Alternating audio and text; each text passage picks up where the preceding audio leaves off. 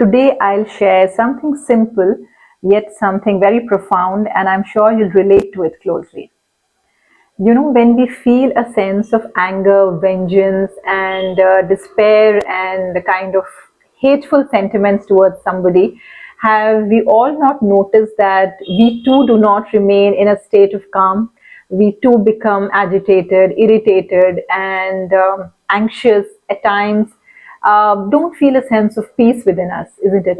And when I heard this explanation years ago, it was kind of a great revelation for me.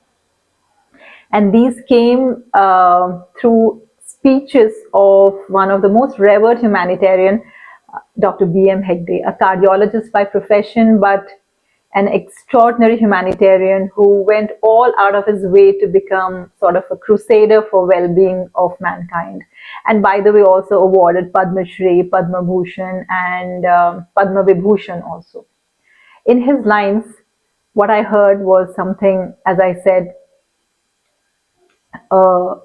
experiential thing in a way, eventually, I would say.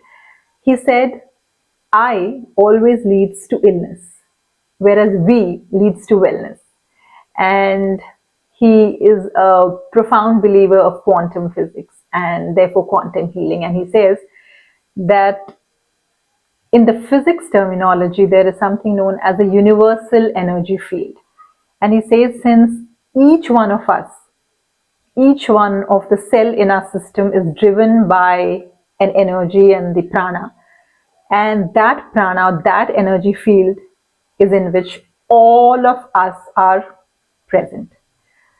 So there is no you and there is no me. It's all about us. So the minute we feel a sense of hate and anger and destructive thoughts about another individual, our cell does not perceive it as normal. It just begins to feel, why is this kind of a blockage of free flow of energy of love, compassion, and oneness towards one's own self? When this blockage is sensed by the cells, obviously, what happens when there's a blockage? When there's a blockage, there is a resultant turbulence. And that turbulence is exactly what you and me experience when we experience what we experience.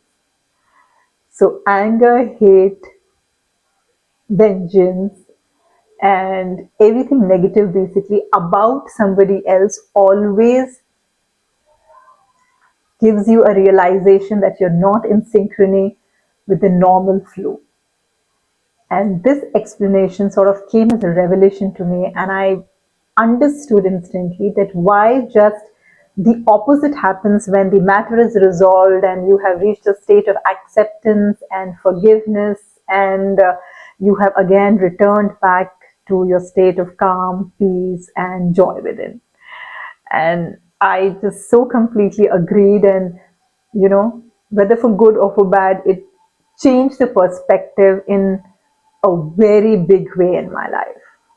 And I would love to know if you relate to it too. I'll wait for the comments. Har Har Mahadev.